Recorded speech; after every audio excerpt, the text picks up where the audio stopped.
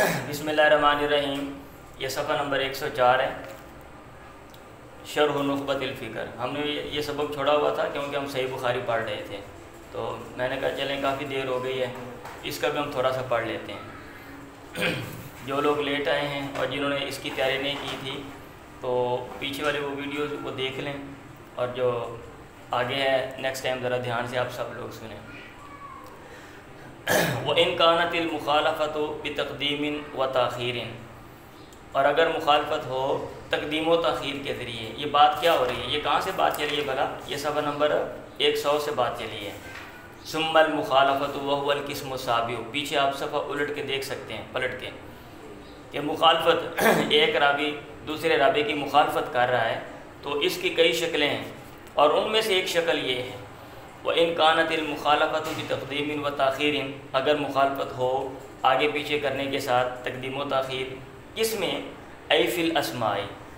علامہ ابن حجر رحمہ اللہ خود انہوں نے متن لکھا ہے اور خود ہی وہ شرح کر رہے ہیں، تو وہ آگے وہ شرح میں لکھتے ہیں ای فی الاسماء، یعنی اسماء میں تقدیم و تاخیر ہو. کمرۃ بن کعب و کعب بن مرۃ. جیسا کہ مرہ بن کعب ہے اور کعب بن مرہ. اب مرہ بن کعب ہے، اس کو الٹا کے کعب بن مرہ کر دیا. اب ایک بندہ کہتا ہے عبداللہ بن عبد الرحمن، اور دوسرا بیان کرتے ہوئے اس کو بھول جاتا ہے کہ عبداللہ بیٹا ہے یا عبد الرحمن کون بیٹا ہے، تو کون باپ ہے، تو وہ عبد الرحمن بن عبداللہ کہہ دیتا ہے. تو یہ بھی ایک مخالفت کی شکل ہے. لأن اسم احدہما، کیونکہ ان میں سے ایک کا نام اسم ابی الاخر، دوسرے کے باپ کا نام ہے. فہذا هو المقلوب. یہ جو شکل ہے اس کو مقلوب کہا جاتا ہے. وللخطیب فیہ کتاب رافع الارتیاب. اور خطیب بغدادی کی اس میں ایک کتاب ہے رافع الارتیاب. یعنی قریب میں نا یہ سیریز شروع کروں گا میں، بخاری والوں آپ لوگوں سے مخاطب ہوں، تو جتنے بھی اس میں جو افراد آئے ہیں نا سب کا وہ تعارف میں انشاءاللہ کروا دوں گا. میں جو کیا کہتے ہیں ہماری احادیث کی کتابیں ہیں تقریباً یہ 30-35 کے قریب ہیں، ان سب کے مصنفین کا تعارف لکھ رہا ہوں میں، چیزیں تیار کر رہا ہوں. اور اس کے اندر جو لوگ آئے ہیں جنہوں نے اصول حدیث پہ کام کیا ہے تو ان ہر ایک کا تعارف، اور جو آپ نحوی حضرات پڑھتے ہو ان کا بھی تعارف. میرا خیال یہ ہے کہ 100 کے قریب جو لوگ ہیں نا وہ ان کا جو تعارف ہے وہ طالب علموں کو پتہ ہونا چاہیے، ان کو بتانا چاہیے. تو چلے میں نے کہا میرے علم میں بھی اضافہ ہوگا، آپ کے علم میں بھی اضافہ ہو جائے گا. ٹھیک ہے جی. تو امام جو خطیب بغدادی ہیں ان کی اس میں کتاب ہے رافع الارتیاب، شک کو دور کرنے والی، اور اس کا نام ہے رافع الارتیاب ہے. اور پورا نام انہوں نے یہ نمبر 3 حاشیے میں لکھا ہوا ہے. وللخطیب کتاب، آگے لکھ رہے ہیں سماؤ رافع الارتیاب فی المقلوب من الاسماء والانساب. یہ پورا نام ہے رافع الارتیاب فی المقلوب من الاسماء والانساب. وقد یقع القلب فی المتن ایضا. اور کبھی قلب واقع ہوتا ہے متن میں بھی. اوپر تو مثال دی ہے نا سند کی کہ مرہ بن کعب کو کعب بن مرہ بنا دیا، یا کعب بن مرہ کو مرہ بن کعب بنا دیا. کہتے ہیں کہ حدیث یہ ابو ہریرہ، جیسا کہ حضرت ابو ہریرہ کی حدیث ہے رضی اللہ تعالیٰ عنہ، اللہ ان سے راضی ہو. عند مسلم، یہ امام مسلم کے نزدیک ہے، مسلم میں ہے. فی السبعۃ، ان 7 بندوں کے بارے میں، الذین یظلھم اللہ فی ظل عرشہ، جن کو اللہ تعالیٰ اپنا سایہ، جن کو اللہ تعالیٰ سایہ دے گا اپنے عرش کے سائے میں. اور اس میں کہتے ہیں ففیہ، اور اس حدیث میں یہ لفظ بھی ہیں ورجل، ایک وہ بندہ جس کو اللہ سایہ دے گا، تصدق بصدقۃ، جس نے صدقہ کیا، اخفاہا، اس نے اس کو چھپا کے کیا، حتی لا تعلم یمینہ ما تنفق شمالہ، یہاں تک کہ اس کا دایاں ہاتھ نہیں جانتا جو اس کا خرچ کرتا ہے بایاں ہاتھ. اب یہاں پہ قلب ہے.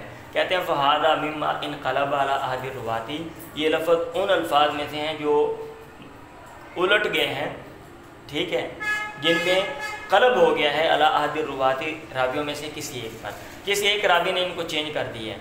وانما ہوا، اور در حقیقت یہ اصل میں یوں لفظ ہیں حتی لا تعلم شمالہ ما تنفق یمینہ، یہاں تک کہ اس کا بایاں ہاتھ نہ جانے کہ اس کا دایاں ہاتھ کیا خرچ کرتا ہے. کما فی الصحیحین، جیسا کہ یہ بخاری مسلم میں حدیث ہے. اب آگے مخالفت کی اور شکل ہے. کہتے ہیں او، یا پھر ان کانت المخالفت، اگر مخالفت ہے کس طرح؟ بزیادت راوین، ایک راوی کے اضافہ کرنے کے ساتھ، فی اسنادی یا اسنادی، سندوں کے درمیان میں، یا اسنادی سند کے درمیان میں. ٹھیک ہے، ایک راوی نے اضافہ کر دیا سند کے درمیان. ومن لم یزدھا، اور وہ جس نے اضافہ نہیں کیا، اتقنوا، یہ شرط ہے، وہ زیادہ پختہ ہے ممن اس سے زیادہ جس نے اس کا اضافہ کیا ہے۔ اب اس کا کیا مطلب ہے؟ اس کا مطلب یہ ہے، آپ پہلے یہ سمجھ لیں، اس کا مطلب یہ ہے کہ ایک جو ہے نا الف، وہ ایک راوی ہے، وہ حدیث بیان کرتا ہے، وہ کہتا ہے الف نے یہ حدیث با سے بیان کی ہے، الف نے کس سے بیان کی ہے؟ با سے بیان کی ہے۔ ایک دوسرا بندہ وہ کہتا ہے نہیں، الف نے جیم سے بیان کی ہے اور جیم نے با سے بیان کی ہے۔ اب جو پہلا ہے جس نے کہا کہ الف نے با سے بیان کی ہے، وہ زیادہ پختہ ہے اور وہ واضح طور پہ کہہ رہا ہے کہ الف نے سنا ہے، الف نے سنا ہے۔ یہ بات آگے یہ اگلے صفحے پہ کر رہے ہیں، یہ جو میں نے ساری بات آپ کو سمجھا رہا ہوں نا، یہ اگلے صفحے پہ یہ علامہ ابن حجر بات کر رہے ہیں۔ تو اس صورت میں جو دوسرے راوی نے الف اور با کے درمیان جیم کو ایڈ کر دیا ہے، یہ کہیں گے المزید، مطلب یہ کہ فی متصل الاسانید، کہ متصل سند میں اس کا اضافہ کر دیا ہے۔ بات سمجھ آ رہی ہے؟ دوبارہ میں ترجمہ کر دیتا ہوں۔ یا پھر اگر مخالفت ہے بزیادت راوی، اس طرح کہ ایک راوی کو بڑھا دیا گیا ہے فی اسنادی سند کے درمیان میں، ومن اور وہ بندہ لم یزید ہا جس نے راوی کا اضافہ نہیں کیا، اتقنو وہ زیادہ پختہ ہے ممن اس سے زیادہ ہا جس نے اس کا اضافہ کیا ہے۔ فہذا هو المزید فی متصل الاسانید، تو کہتے ہیں اگر یہ صورت ہے تو اس حدیث کو کہیں گے المزید فی متصل الاسانید، وشرطہ ان یقع تصریح بالسماع فی موضع زیادتی۔ یہ وہ بات ہے جو پہلے آپ کو میں نے بتا دی ہے، کہتے ہیں اور اس کی شرط یہ ہے کہ واقعہ ہو التصریح وضاحت بالسماع سننے کی فی موضع زیادتی، زیادتی والی جگہ میں۔ اب میں نے کہا تھا الف اور الف، ایک بندہ کہہ رہا ہے الف نے یہ حدیث سنی ہے با سے، اور وہ واضح طور پہ کہہ رہا ہے کہ الف نے سامعہ یہ سنی ہے، ٹھیک ہے۔ اگر وہ الف جو پہلا بندہ ہے وہ حدیث بیان کرتا ہے اور وہ یوں کہتا ہے کہ الف بیان کرتا ہے با سے اور ان کا لفظ استعمال کرتا ہے، تو ان کے لفظ کا مطلب یہ ہوتا ہے کہ سننے کا احتمال ہے، سننے کا احتمال ہے، درمیان میں کوئی بندہ بھی ہو سکتا ہے، درمیان میں کوئی اور بندہ بھی ہو سکتا ہے۔ اگر ویسی صورت ہو کہ پہلا بندہ جو ہے وہ بیان کرے اور وہ کہ الف نے یہ حدیث با سے سنی ہے اور وہ ان کا لفظ استعمال کرے، تو اس صورت میں پھر جو دوسرے بندے کی جو سند ہے نا، ہم اس کو لیں گے، پھر اس کو لیا جائے گا، پھر اس کو ہم یہ نہیں کہیں گے کہ المزید فی متصل الاسانید میں سے ہے۔ بات سمجھ آ رہی ہے؟ وشرط ہو، اور اس کی شرط ان یہ ہے کہ یقع تصریح واقعہ و وضاحت بالسماع سننے کی فی موضع زیادتی، زیادتی والی جگہ میں، وإلا وگرنہ فمتا کان مؤنن، جب یہ حدیث ان کے ساتھ آئی ہو ان فلان سے، مثلا مثال کے طور پہ ترجحاتی زیادت، تو زیادتی راجح ہوگی، زیادتی راجح ہوگی، او یا پھر ان کانت المخالفت، اگر مخالفت ہے بابدالہ ہی اس کو بدلنے کے ساتھ، کس کو؟ ای الراوی، یعنی راوی کو بدلنے کے ساتھ۔ اب اس کی کیا صورت ہے؟ اب اس کی صورت وہ نیچے اس کی وضاحت کر رہے ہیں کہ بھئی راوی کے بدلنے کا کیا مطلب ہے؟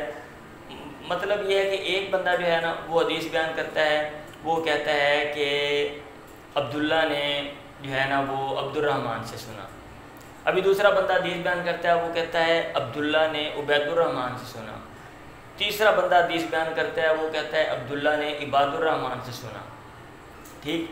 اب ان میں سے بعض لوگ ہیں وہ کمزور ہیں اور بعض جو ہیں وہ کیا کہتے ہیں، وہ جو ہیں وہ ٹھیک ہیں۔ فرض کیا ایک بندہ جو ہے وہ ٹھیک ہے، دو بندے کمزور ہیں، اور یہ جو لوگ حدیثیں بیان کر رہے ہیں یہ بھی جو ہے نا برابر درجے کے ہیں، ان کا درجہ بھی ایک جیسا ہے، ان میں سے کوئی دوسرے سے ممتاز نہیں ہے، ایک ہی طرح کے ہیں، ایک ہی لیول کے ہیں۔ اب ہم کس کی بات کو لیں؟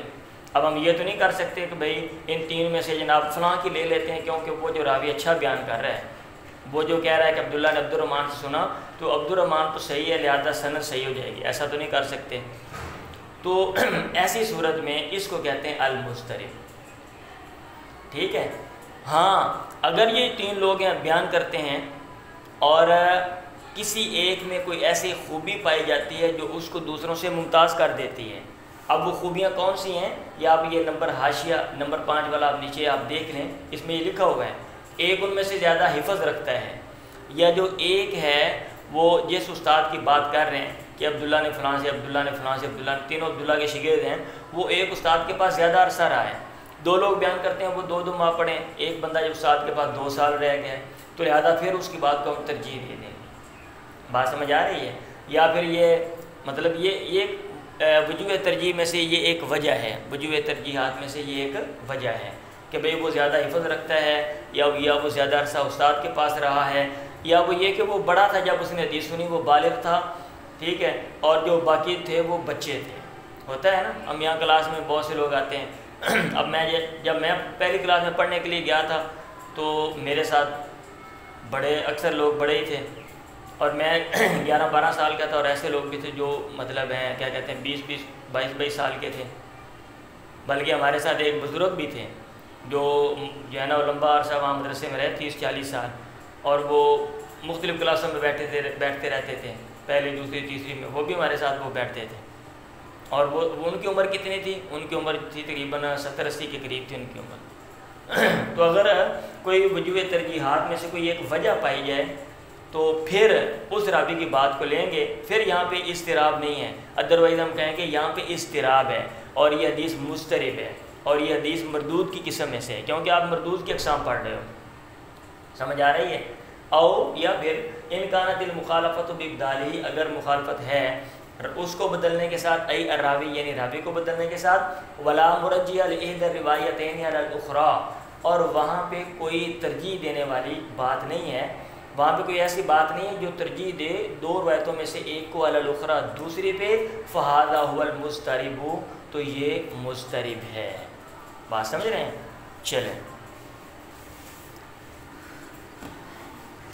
چلیں یہ وہ صفحہ اگلا نکال دیا تھا. وَهُوَ يَقَعُ فِي الْإِسْنَادِ غالباً، عموماً یہ اضطراب واقع ہوتا ہے سند میں.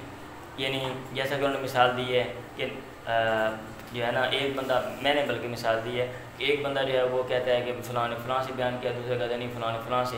کہتے ہیں وقت يَقَعُ فِي الْمَتْنِ، لیکن کبھی متن میں بھی یہ چیز واقع ہو جاتی ہے. لیکن قل ان يحكم المحدث على الحديث بالاضطراب بالنسبة الى الاختلاف في المتن دون الاسناد.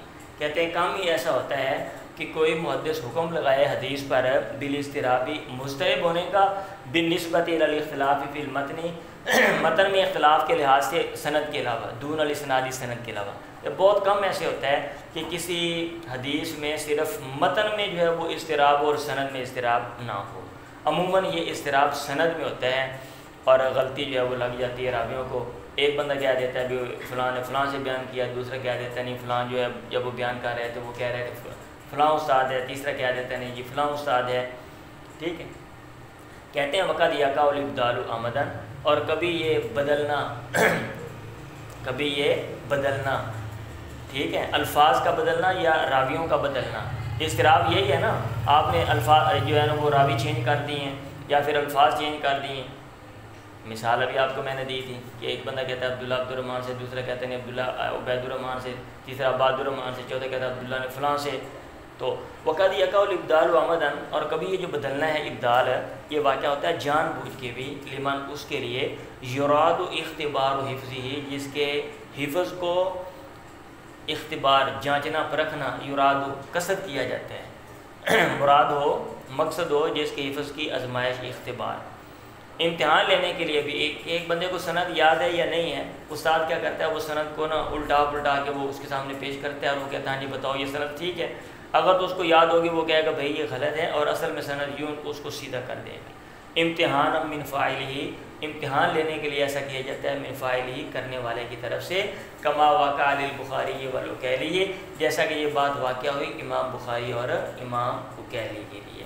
آپ کو مشہور واقعہ وہ یاد ہے کہ کوئی امام بخاری گئے اور انہوں نے سندیں مختلف جو ہے نا وہ آگے پیچھے کر کے پیش کی، اور امام بخاری رحمہ اللہ جو ہے نا بعد میں انہوں نے ساری سندیں جو غلط تھیں وہ بھی بتا دیں اور ان کو سیدھا کر کے بھی بتا دیا. تو یہ ایک مشہور واقعہ ہے یہ، ٹھیک ہے. اور اگر نہیں یہ آپ کو واقعہ ذہن میں تو یہ نمبر 586 میں نیچے سارا لکھا ہوا ہے، ٹھیک ہے. اس کی جو تفصیل ہے آپ جو ہے وہ دیکھ سکتے ہیں. صحیح. وغیرہما، اور ان کے غیر کے لیے، مطلب یہ ہے کہ امام بخاری کی آزمائش بھی کی گئی، وکیلی کی بھی کی گئی، اور کچھ اور لوگوں کی بھی کی گئی.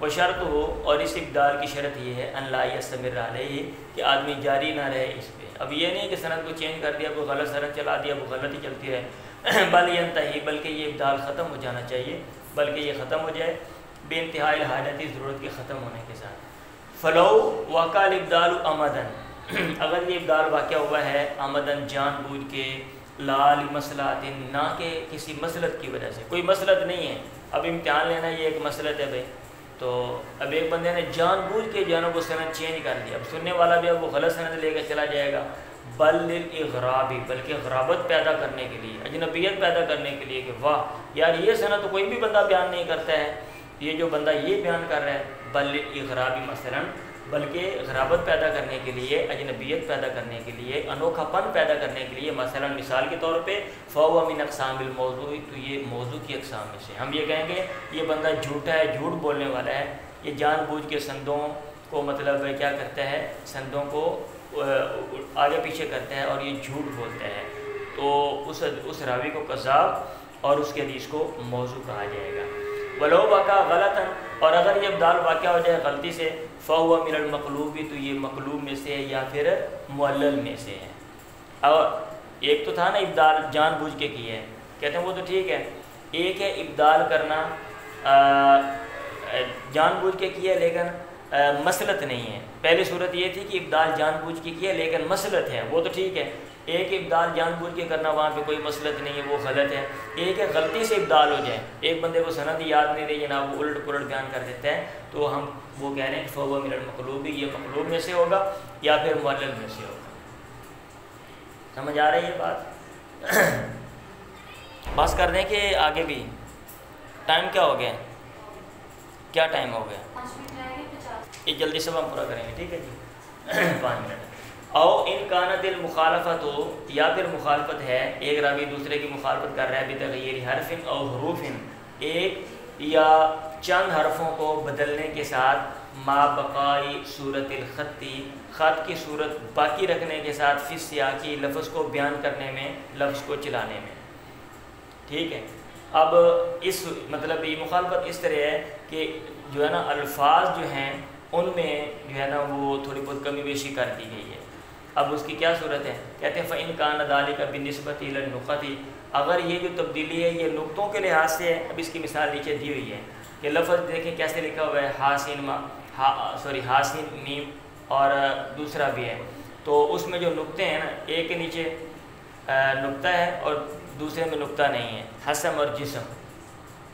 اب ایک بندہ جو ہے وہ لفظ کو اس میں نقطہ ڈالتا ہے اور دوسرا نقطہ نہیں ڈالتا، تو یہ بھی ایک شکل ہے، اس کو کہتے ہیں فالمصحف مصحف۔ وَإِنْ كَانَ بِالنِّسْبَةِ إِلَى الشَّكْلِ، اور اگر یہ تبدیلی شکل کے لحاظ سے ہے کہ اس کی شکل چینج ہو گئی ہے، کہ حفص و جعفر، یہ نیچے مثالیں دی ہوئی ہیں، ایک بندہ کہتا ہے حفص، دوسرا کہتا ہے جعفر، تھوڑی سی شکل چینج کی ہے، کچھ چیزیں جو ہیں وہ مشترکہ بھی ہیں، ہاں ہا اور جیم کی شکل ایک جیسی ہے، فا دونوں میں آ رہی ہے، ٹھیک ہے، اور کچھ جو حروف ہیں وہ مطلب ہے ان میں اختلاف ہے، تو اس کو کہتے ہیں فالمحرف محرف۔ ومعرفۃ ھذا النوع مہمۃ، اور اس نوع کو پہچاننا مہمۃ، یہ بھی اہم کام ہے، کہ یہ بھی پتہ ہونا چاہیے کہ کہاں کہاں پہ تصحیف ہوئی ہے اور کہاں کہاں پہ تحریف ہوئی ہے، کون سی حدیث جو ہے وہ مصحف ہے اور کون سی جو حدیث ہے وہ محرف ہے۔ وقد صنف فی العسکری، تحقیق اس میں تصنیفات لکھی ہیں، کتابیں لکھی ہیں، یہ کتاب لکھی ہے عسکری نے، دارقطنی اور امام دارقطنی نے، امام عسکری نے اور امام دارقطنی نے، وغیرہما، اور ان کے علاوہ اور لوگوں نے بھی۔ وہ اکثر ما یقع فی المتون، اور اکثر اوقات یہ چیز واقع ہوتی ہے متن میں، متنوں میں، کہ متن کے اندر جو ہے نا وہ الفاظ میں جو ہے نا وہ چینج کر دیتے ہیں۔ وقد یقع فی الاسماء التی فی الاسانید، اور کبھی یہ تبدیلی واقع ہوتی ہے ان اسماء میں التی فی الاسانید جو سندوں میں واقع ہوتے ہیں۔ ولا یجوز تعمد تغییر صورت المتن مطلقا، اور متن کی صورت کو بدلنا جان بوجھ کے یہ بالکل جائز نہیں ہے، مطلقاً بالکل لا یجوز جائز نہیں ہے۔